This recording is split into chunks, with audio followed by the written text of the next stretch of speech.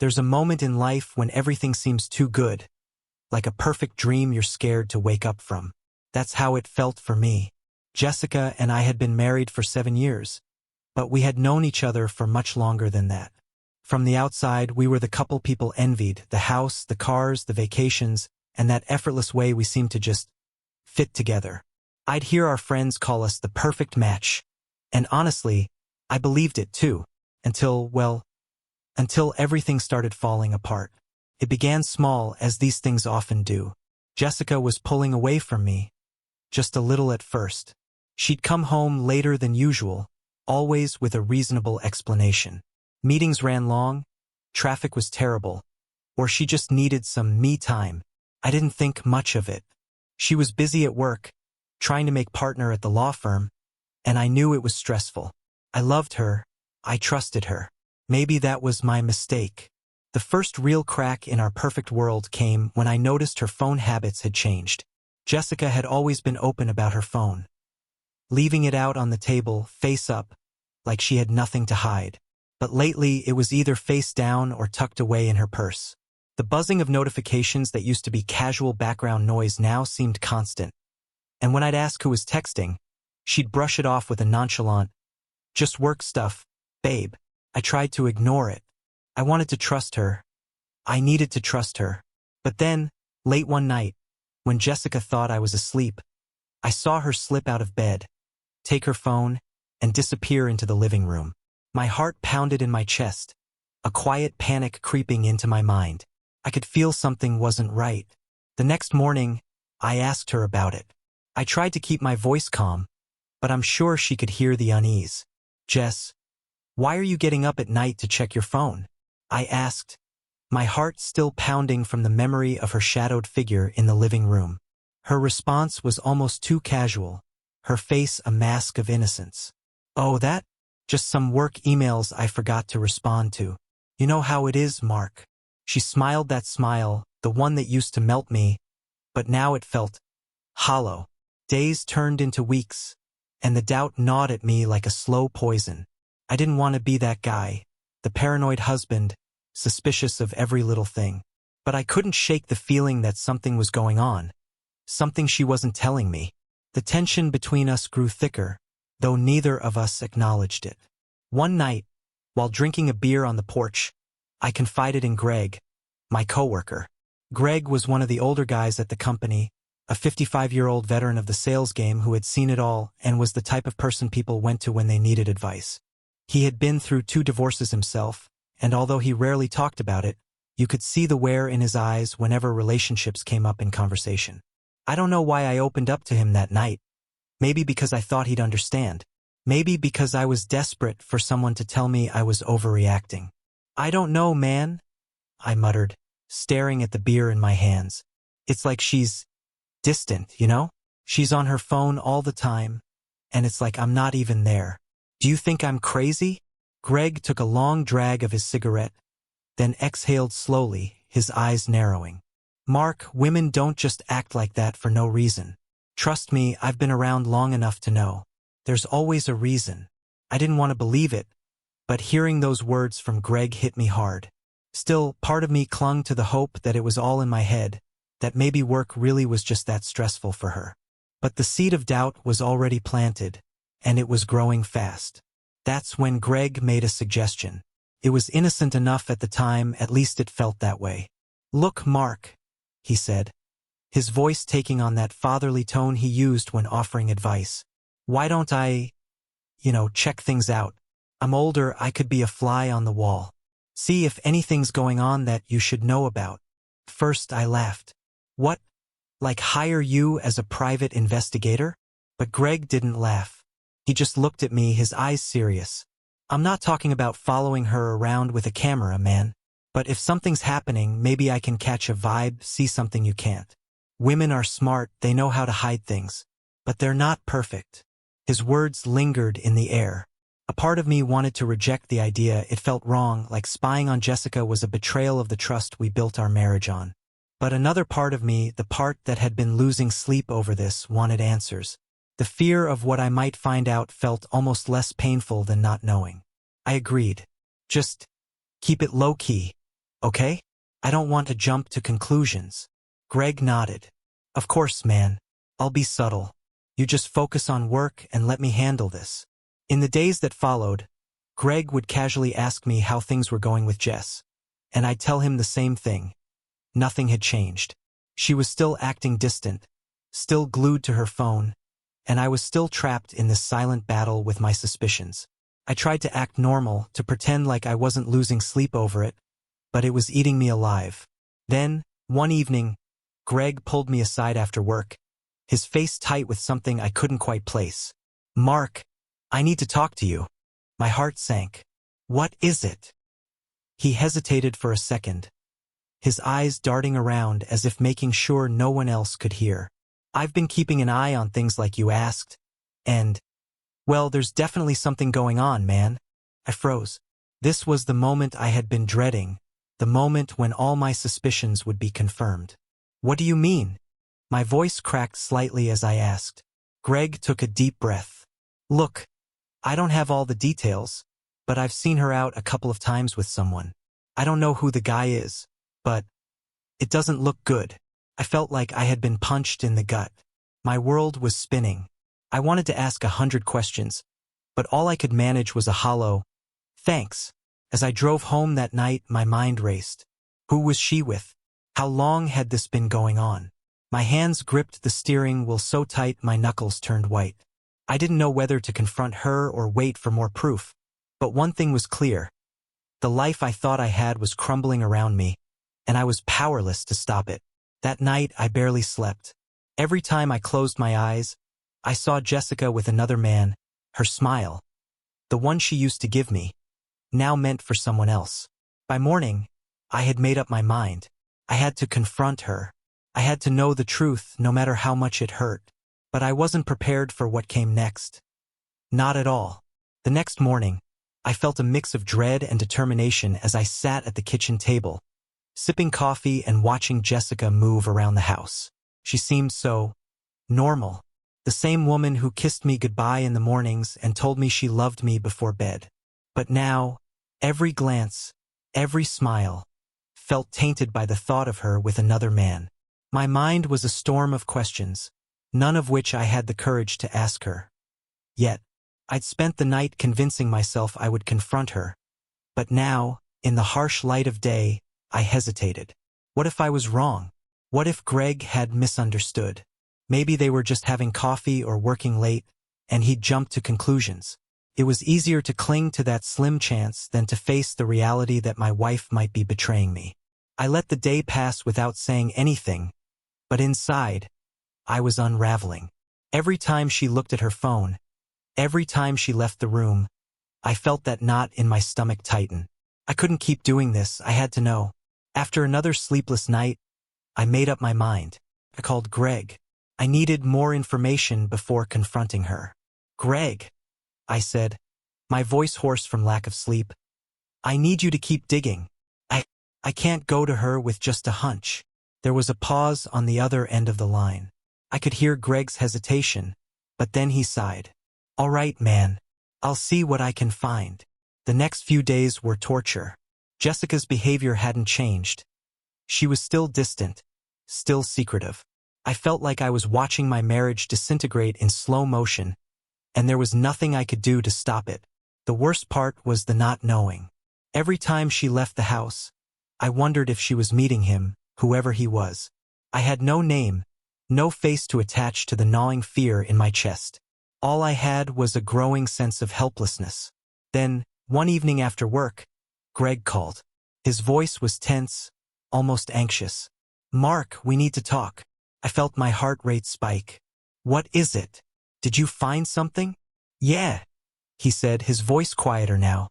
"But we can't talk about it over the phone. Can you meet me at McGregor's bar in an hour?" I agreed, my mind racing. If Greg wanted to meet in person, it had to be serious. I arrived at the bar before Greg, my heart pounding in my chest. The place was dimly lit, the kind of dive where you could hide from the world for a while. I sat in a booth in the corner, nursing a whiskey to calm my nerves. When Greg finally walked in, I could tell something was off. He wasn't his usual calm, collected self. His eyes looked weary, like he had been carrying a burden too heavy for too long. He slid into the booth across from me and ordered a drink before meeting my gaze. "Mark," he started, his voice low. "This isn't easy for me to say, but I need to tell you something, and it's not going to be what you expect." I swallowed hard, my hands trembling slightly as I gripped my glass.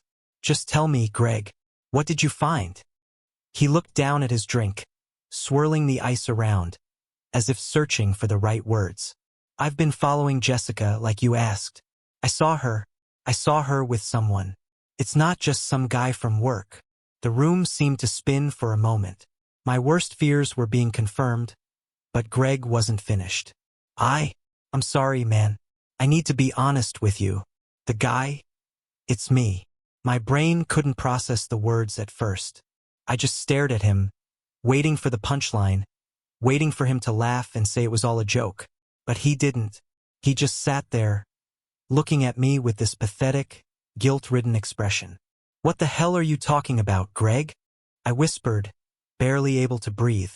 He sighed, rubbing his hands over his face like he was trying to erase the guilt. "I didn't mean for it to happen. It wasn't planned. But after you asked me to watch her, I started spending more time around her. It started innocently enough. Just casual conversations, trying to get a feel for whether something was going on. But then, his voice trailed off and he couldn't look me in the eyes. One thing led to another. I felt like I'd been hit by a truck. The words slammed into me, but they didn't make sense.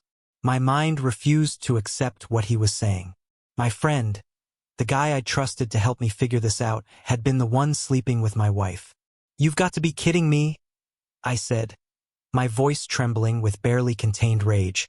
"After everything, after I came to you for help, you were the one sleeping with her?" Greg didn't answer right away. He just stared down at the table, guilt written all over his face. "It wasn't supposed to happen, Mark. I swear. I didn't go into this thinking it would. But, I don't know, man. She was lonely, I guess, and I let it happen." The words made my blood boil. Jessica wasn't just cheating on me. She was cheating on me with Greg, the guy I'd turned to for help. The betrayal cut deeper than I could have imagined. 1,000 times worse than anything I had prepared myself for. I stood up so fast the chair almost toppled over. I couldn't even form a sentence. My fists were clenched at my sides, and it took every ounce of willpower I had not to punch him right there in the middle of the bar. My heart was pounding in my ears, my vision blurred with red-hot rage. "How long?" I spat, my voice barely a whisper, but the intensity behind it was like a roar. Greg winced like he'd been slapped. "A few months. Months. This had been going on for months, right under my nose." I felt like the biggest idiot on the planet. How could I have been so blind? And to think, I had asked him to help me, while all along he was the one ruining my life. I didn't say another word. I just turned and walked out of the bar, my hands trembling as I pushed open the door and stepped into the cool night air. The moment I got outside, I lost it. My fists collided with the nearest wall, the pain shooting up my arms, but it felt good, better than the hollow, aching pain in my chest. When I finally made it home that night, I didn't speak to Jessica. I didn't even look at her. She was already asleep, or pretending to be, and I sat downstairs in the dark, replaying everything Greg had said. I was stuck in a nightmare, and no matter how hard I tried, I couldn't wake up. The next few days were a blur. I went through the motions at work, avoided Greg like the plague, and barely said 2 words to Jessica. The betrayal weighed on me like an anchor, pulling me deeper and deeper into despair. I knew what I had to do. I couldn't just let this go. I couldn't just pretend everything was okay. The thought of revenge started to creep into my mind, slow and insidious. First, I pushed it away. I wasn't that kind of guy. I wasn't violent, and I wasn't vindictive. But the more I thought about it, the more it consumed me. Jessica had betrayed me. Greg had betrayed me. And the worst part? They had done it behind my back. Like I was some fool who didn't deserve to know the truth. No, I wouldn't let them get away with this. I was going to make sure they regretted every single second they spent together. The anger inside me was a storm, growing stronger with every passing day, and I was ready to unleash it. I couldn't think straight for days. My mind kept replaying Greg's words over and over, like some kind of sick joke that never stopped. He'd been with my wife for months, and I never had a clue. Every time I tried to block it out, something would remind me.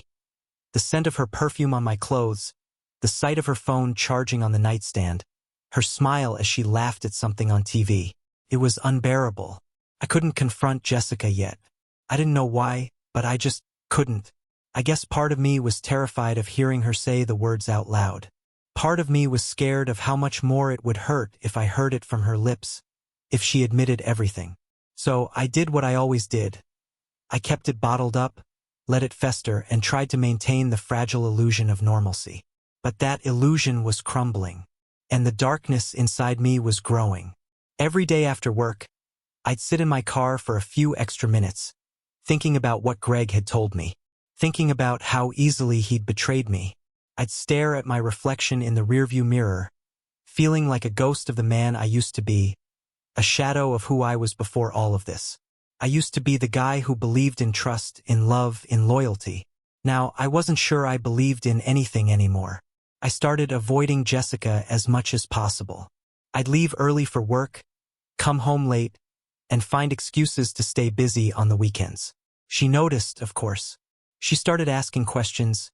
"Mark, are you okay? You seem distant." I'd brush her off with a smile and tell her everything was fine. But everything was far from fine. Inside, I was falling apart. And then, the anger took hold. I wasn't sure when it happened exactly. It wasn't like a switch flipped. It was more like a slow burn, like the ember of rage that had been sitting quietly in the back of my mind finally caught fire. I started thinking about revenge, obsessing over it, letting it consume me. The thought of Jessica and Greg together made my blood boil, but the idea of paying them back for what they'd done, that brought me some sick sense of satisfaction. I knew I couldn't just let it slide. I knew I had to do something. I started planning it out in my head. Nothing too crazy at first. Just small ideas, a confrontation, maybe throwing Greg's affair in his face during a staff meeting. But that didn't feel like enough. That didn't feel like it would hurt them the way I was hurting. I wanted something more. I spent my nights sitting in the dark, thinking about how they had betrayed me, thinking about how I'd trusted Greg, how I'd asked him to look out for Jessica, and he'd gone behind my back. Every day I didn't act. It ate away at me like I was letting them win, like I was the weak one. And the more I thought about it, the more I wanted to make them pay. Jessica, for her part, seemed oblivious to the storm brewing inside me. She'd go about her day as if nothing had changed. And that made it worse. The fact that she could look me in the eyes, smile, and pretend everything was fine. It drove me mad. How could she stand there, pretending to be the same loving wife she'd always been, when I knew what she was hiding, when I knew who she'd been with? I started watching her. I became hyper-aware of every move she made, every word she said. The late-night phone calls she took in the other room. The new clothes that started showing up in our closet. The random trips out with her friends, which never seemed to line up with anything I remembered from before. Everything felt suspicious now, and I couldn't help but wonder if Greg was still in the picture, still sneaking around behind my back. But I wasn't going to sit around and wonder anymore. I had to know for sure. I had to see it with my own eyes. One evening, I waited until Jessica left for what she claimed was a girls' night out. I watched her leave, and something snapped inside me. I got in my car, started driving. My heart was racing, my thoughts jumbled. I didn't even know where she was going, but something told me I needed to follow her. I needed to find out if she was lying to me again.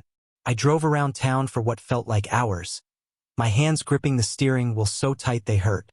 My mind was racing with all the possibilities. What if she was with him? What if I caught them together again? What would I do?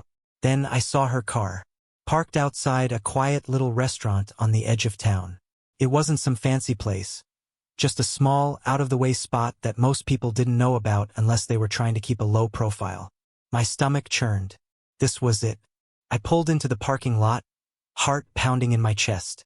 I felt like I was on the edge of something dangerous, something I couldn't take back once I crossed the line. But I had to know. I had to see it for myself. I walked up to the restaurant, keeping my head down as I scanned the tables through the windows. And then, I saw them, Jessica and Greg, sitting in the corner booth, talking like everything was normal. I froze. The sight of them together, laughing, smiling, it was like a punch to the gut. The rage inside me flared up, white-hot and blinding. I wanted to burst through those doors, to scream at them, to tear the whole place apart. But I didn't. I stood there, watching, my fists clenched at my sides. They didn't even notice me. It was like I didn't exist. Like I had never existed to either of them. I couldn't take it anymore. I turned and walked back to my car, shaking with anger. My mind was a blur of violent thoughts.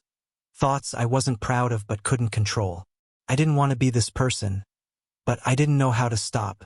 The betrayal, the lies. It had pushed me to the edge and I was ready to fall. That night, I made a decision. Revenge wasn't just a fleeting thought anymore. It was the only thing I could think about, and I was going to make sure it was brutal, unforgettable. Greg and Jessica had ruined my life, and I wasn't going to let them get away with it. Not anymore.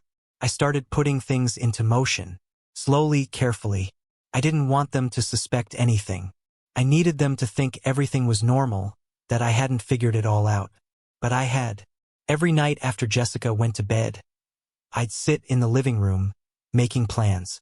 I had to be smart about it. I couldn't let my emotions get the best of me, even though I was furious.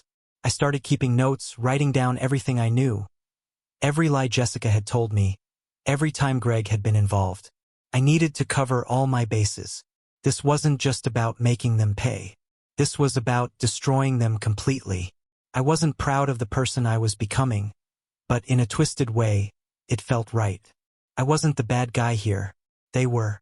They had lied, cheated, betrayed me in the worst way possible. And now it was my turn. The thing about planning revenge is that it consumes you.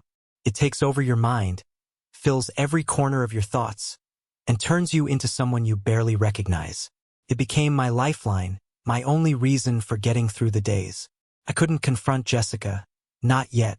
Not until I had everything in place. For weeks, I played the part of the unsuspecting husband. I still went to work, still smiled when I had to, still pretended that everything was normal. But inside, I was unraveling. And the more I planned, the darker my thoughts became. Greg had destroyed my marriage. He took advantage of my trust and twisted the knife deep into my back. Jessica, well, she wasn't innocent either. She'd let it happen. She'd invited it. She was supposed to be my partner, my wife, and she'd chosen him over me. There was no forgiving that. At night, after Jessica had fallen asleep, I'd sit on the porch with a glass of whiskey, the cool air calming me just enough to think clearly. I'd run through the scenarios in my head, imagining the look on their faces when everything finally came crashing down. They wouldn't see it coming. That was the beauty of it. The first step was simple: gather evidence. I needed something concrete, something undeniable. I couldn't just rely on Greg's confession. I needed proof that would leave no room for doubt. So I started following Jessica more closely. I became her shadow without her even realizing it. I wasn't proud of it, but I planted a small GPS tracker in her car. It was easy. One night, while she was in the shower, I slipped into the garage and attached it under her bumper. It was barely bigger than a quarter, completely unnoticeable. With that, I could track her every movement, every late-night drive, every girl's night out. I needed to know exactly where she was and who she was meeting. First, it felt wrong. The invasion of her privacy made me feel like I was crossing a line. But then I reminded myself that she had crossed it first. This was survival. This was self-defense. It didn't take long for the tracker to pay off. A week after I'd set it up, Jessica claimed she had a business meeting that would run late. I nodded, kissed her on the cheek like everything was fine, and watched her drive away. The moment she was out of sight, I pulled up the tracking app on my phone and waited. Her car wasn't heading toward the office. It was heading in the opposite direction, toward the edge of town. My stomach tightened, the familiar wave of nausea hitting me as I realized where she was probably going. I got in my car and followed the signal. It led me to a small, cheap motel on the outskirts of the city. The kind of place where no one asked questions, where anonymity was expected. Her car was parked in the lot, tucked away near the back. I stayed in my car, watching from a distance, my heart pounding in my chest. I didn't need to see her walk into one of the rooms to know what was happening. I knew. My hands gripped the steering wheel so tightly I thought it might break. The anger was back, burning through me like wildfire. I sat there for what felt like hours, waiting, watching. I could have barged in, confronted her right then and there, but I didn't. That wasn't the plan. Not yet. The next morning, I started putting the final pieces into place. Greg had become more distant at work. Maybe it was the guilt, or maybe he was starting to sense that something was off. Either way, I could feel the shift between us. He avoided me in the break room, kept his conversations with me short and to the point. I let him. It would only make things easier when the time came. I had always known where Greg lived. He'd invited me over a few times in the past, back when I still considered him a friend. He lived alone, in a small house on the outskirts of the city, close enough to Jessica's office that they could meet easily, but far enough from mine that I'd never think to check. I started driving past his house on my way home from work, just to keep tabs on him. At first, it was just reconnaissance. I wanted to know his routine, when he came home, when he left, if anyone else was around. But soon, it became something darker. I'd sit outside his house for hours, watching, imagining all the ways I could make him pay. I didn't want to resort to violence, at least not at first. But the more I thought about it, the more it seemed like the only option. Confronting him wouldn't be enough. Words wouldn't undo what he'd done. And Jessica? She deserved to face the consequences too. One night, after another sleepless stretch of hours spent watching Greg's house, I made a decision. It was time. The plan was simple, really. I'd been to Greg's house enough times to know that he didn't have any security cameras, no alarm system. It was just him in that house, living his pathetic little life while he destroyed mine. Jessica wouldn't be there tonight. She was supposedly working late again, and I had already tracked her to another motel. This was my chance. I didn't want to kill him. Not at first, anyway. I wanted him to suffer, to feel the same gut-wrenching pain I had felt for months. I wanted to rip his life apart piece by piece, just like he had done to me. I arrived at his house just after midnight.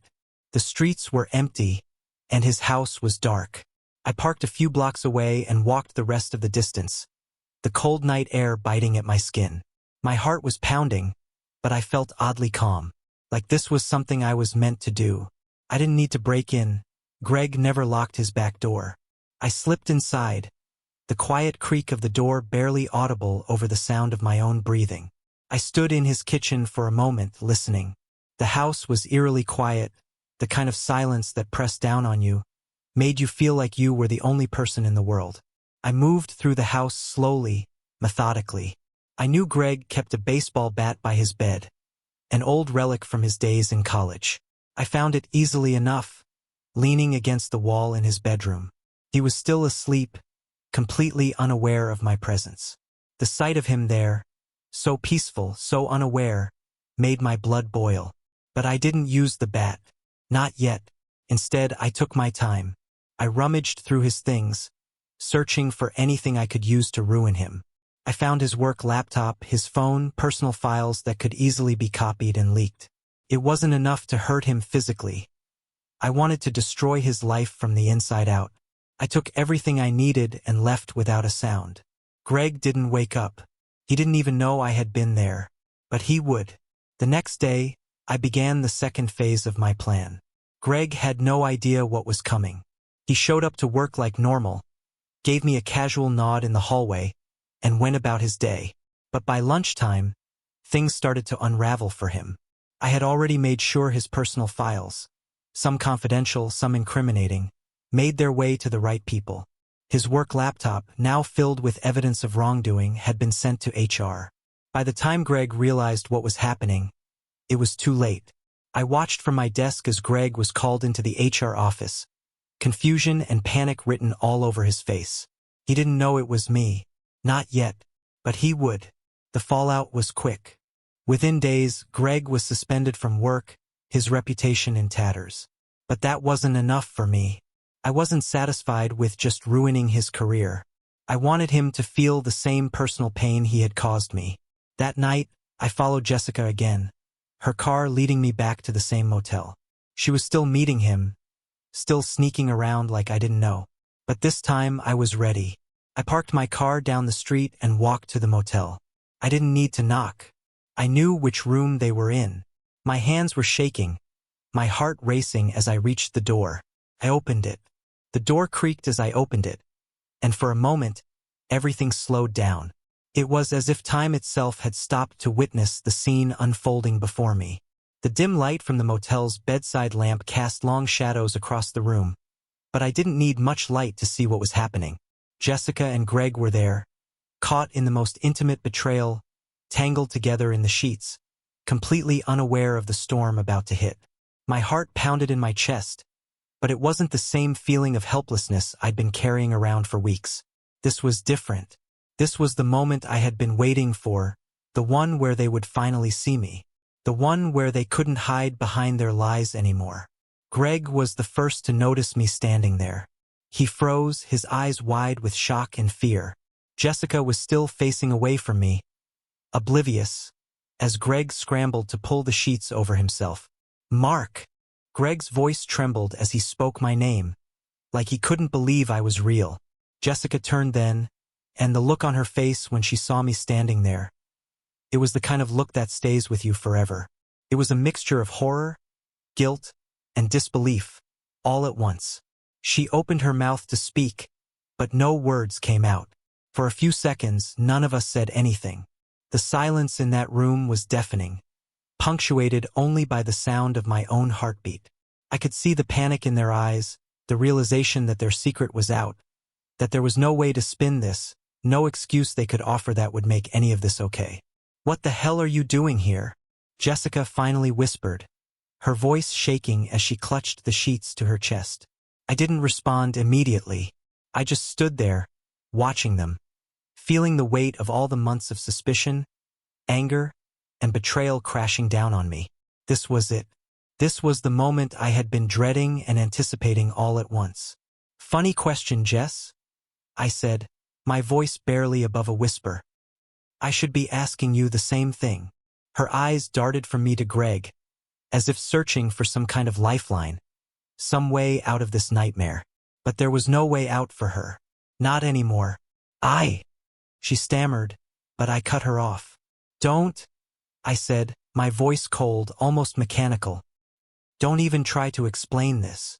Greg was silent, his face pale, his hands gripping the edge of the sheets like they could protect him from what was coming next. He had always been such a confident guy, always in control. But now he looked like a scared child, waiting for the punishment he knew he deserved. I took a few steps closer, feeling the adrenaline course through my veins. My hands were shaking, my pulse pounding in my ears. Every instinct in my body screamed for me to lash out, to make them hurt the way they had hurt me. I could see the baseball bat leaning against the corner of the room, the same one I had seen so many times in Greg's house. For a second, I considered it. But no, I had come too far to let my emotions take control. I wasn't going to let them drag me down to their level. I needed to stay focused, calculated. There were other ways to ruin them, ways that would last much longer than physical pain. I turned to Greg first, my voice steady but laced with the venom I had been holding back for weeks. "You were supposed to be my friend. I trusted you. And this," I gestured toward the bed, toward Jessica, "this is how you repay me?" Greg opened his mouth, but no words came out. He looked pathetic, sitting there with the sheet draped over him, like a child who had been caught doing something wrong but didn't know how to apologize. Jessica tried to speak again, her voice small and pleading. "Mark, please let me explain. It's not what you think." I laughed, a bitter sound that echoed in the room. "Not what I think. You think I don't know what's going on? You think I haven't figured it all out?" Her face crumpled, and I could see the tears starting to form in her eyes. But I didn't care. Not anymore. I had spent too long feeling like the victim, too long being strung along by her lies. Now it was my turn to take control. "You cheated on me," I said, the words heavy with finality. "You both lied to me, made me feel like I was losing my mind. But now," I took a deep breath, steadying myself. "Now it's over." Jessica started to cry, soft sobs that shook her shoulders. But it didn't move me. Her tears didn't reach me like they once had. All I could feel was the cold, hard truth of what had been done to me. "Mark, I'm sorry," she whispered, her voice breaking. "I didn't mean for any of this to happen. I love you. Please, we can fix this." "Fix this?" I repeated, my voice incredulous. "There's no fixing this, Jessica. You destroyed us. You made a choice to sleep with him." I spat, gesturing toward Greg, behind my back. "And you expect me to just forgive that?" She didn't respond. She just cried, her face buried in her hands, as if her tears could somehow erase what she had done. But I wasn't interested in her tears anymore. Greg finally found his voice, though it came out weak and trembling. "Mark, listen, I'm sorry, man. I didn't mean for it to get this far. I didn't want to hurt you." I turned to him, my jaw clenched. "You didn't want to hurt me?" I repeated, my voice shaking with rage. "You didn't want to hurt me, but you slept with my wife, over and over. And you think saying sorry is going to make it better?" Greg had no response to that. He just looked down, avoiding my gaze, knowing that there was nothing he could say to make this right. I felt the weight of everything crashing down on me all at once. The betrayal, the lies, the months of agony, all of it building to this moment. And for the first time, I realized that no matter what I said, no matter what they did, I couldn't undo what had happened. I couldn't make it go away. I couldn't go back to the life I had before, but I could still ruin theirs. I turned away from the bed, my heart still pounding in my chest, and pulled something from my pocket, a small flash drive. It was what I had taken from Greg's house that night. On it were files, emails, private information that I had collected. Information that would destroy his career, his reputation. It was my ace in the hole. I tossed it onto the bed. "That's your life, Greg," I said, my voice cold. "Everything you've built, everything you've worked for, it's all on there." His eyes widened in horror as he realized what I was holding over him. "Mark, please, you can't do this." I smiled, but it wasn't a smile of joy. It was the smile of someone who had lost everything, and who was about to take everything from the person who caused it. "Oh, I can, and I will." Jessica looked between us, confused and scared. "Mark, what is that?" I didn't bother explaining. I didn't owe her an explanation. I just wanted them to feel the weight of what they had done, to know that their actions had consequences far beyond what they had expected. I stepped back toward the door, my hand resting on the doorknob as I looked at them one last time. "You both made your choices. Now you get to live with the fallout." And with that, I walked out. The sound of Jessica's sobs followed me into the hallway, but I didn't turn back. I didn't feel guilty. I didn't feel anything at all. The next few days were a blur.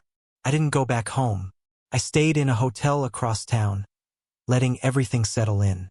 I didn't contact Jessica. I didn't need to. The divorce papers were already in motion, and the plan I had set in place for Greg was moving forward just as I expected.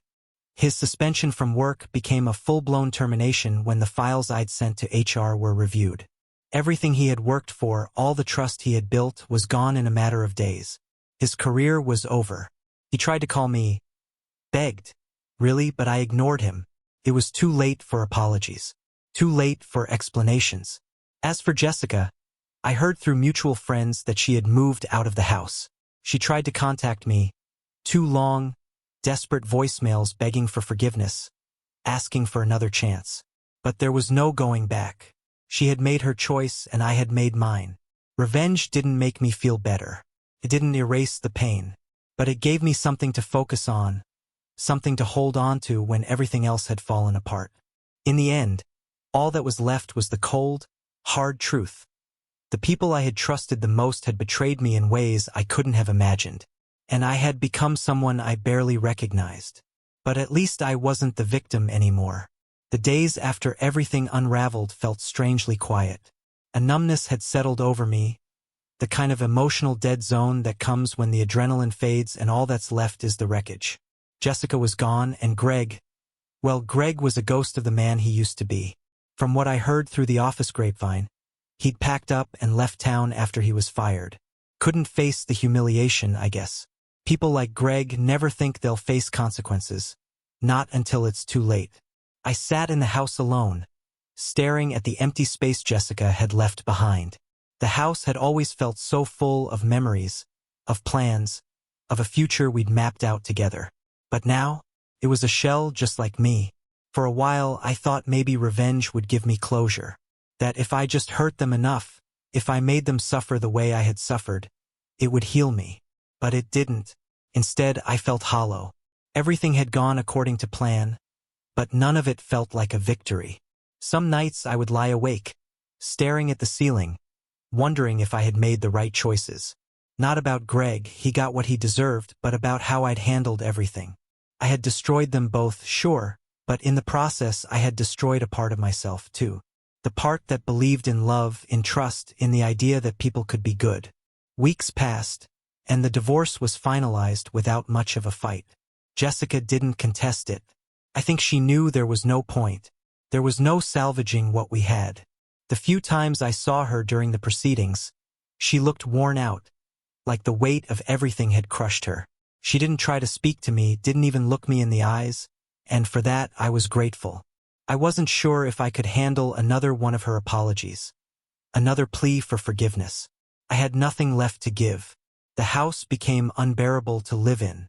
Every corner, every room, was a reminder of what we had shared and what I had lost.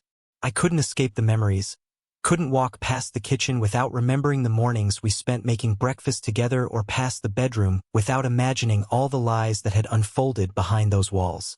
Eventually, I decided to sell the house. It felt like the only way to move forward, the only way to shed the last remnants of a life that no longer existed. I didn't care where I went next, I just needed to leave. Needed to start over somewhere that wasn't haunted by Jessica's laughter or Greg's betrayal. I found a small apartment on the other side of town, a place with no memories attached to it, no history. It wasn't much, but it was mine, and that was all that mattered. Moving out of the house felt like ripping off a bandage. Painful but necessary. It was the only way to let the wound heal. I hadn't spoken to Greg since the night I walked out of that motel room, but I heard bits and pieces through the office. The fallout from the files I'd leaked was severe. Greg's career was in ruins, and the company cut all ties with him.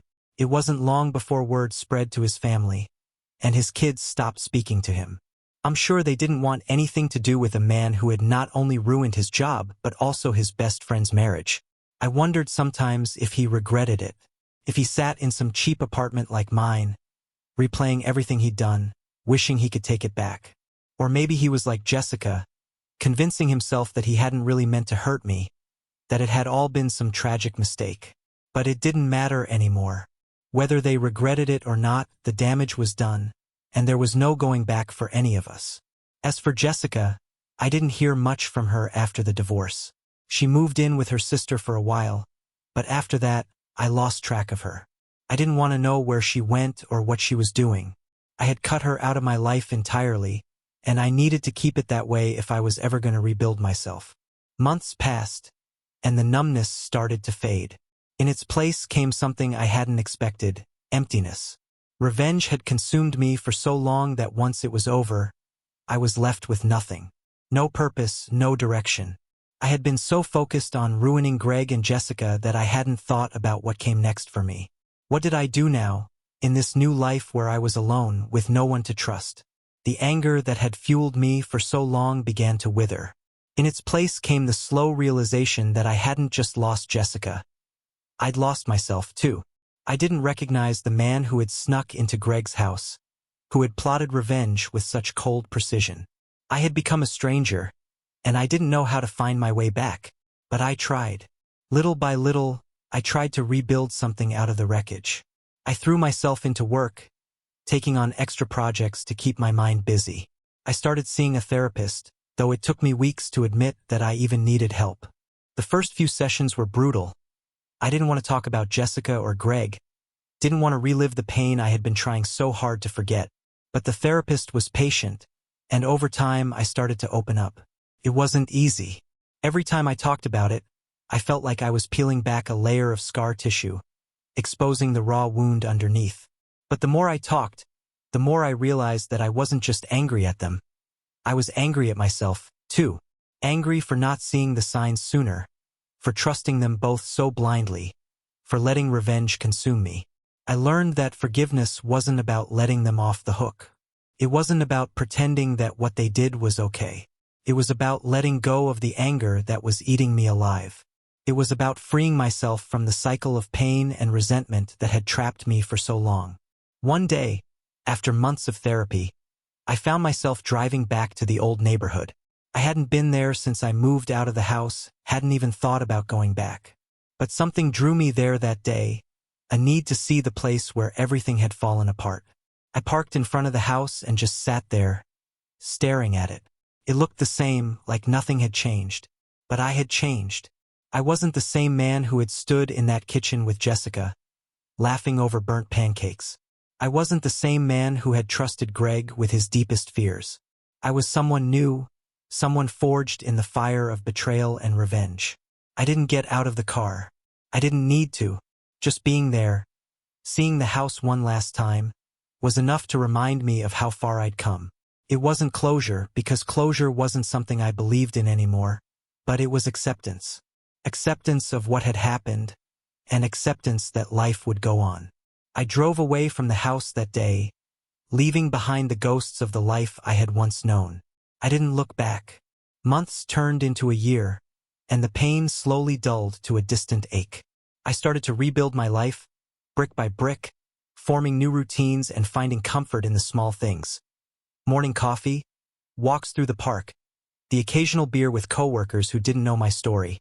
I didn't tell people what had happened. It wasn't something I needed to share anymore. I wasn't healed.